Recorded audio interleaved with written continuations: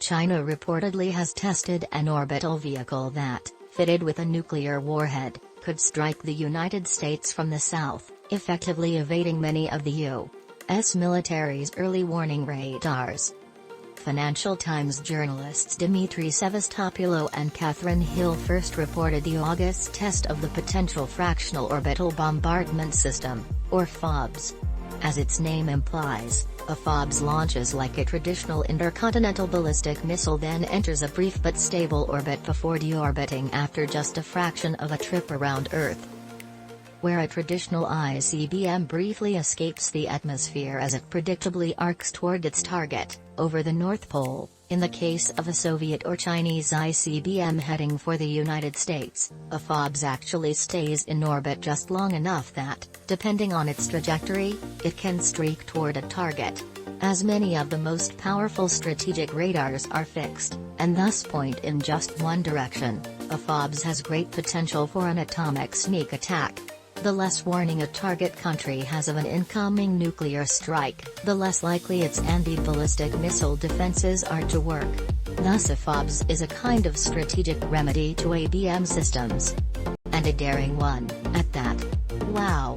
Hans Kristensen, a nuclear expert with the Federation of American Scientists in Washington, D.C., said of the Chinese.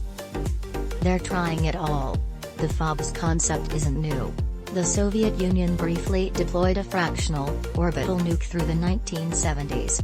FOBS was destabilizing then and still is destabilizing today. However, it also is a rational response to the United States' own development of increasingly sophisticated missile defense systems. There were hints the Chinese Communist Party had tested something sensitive. The China Academy of Launch Vehicle Technology, which oversees space launches on the party's behalf, on July 19 announced it had launched its 77th Long March rocket.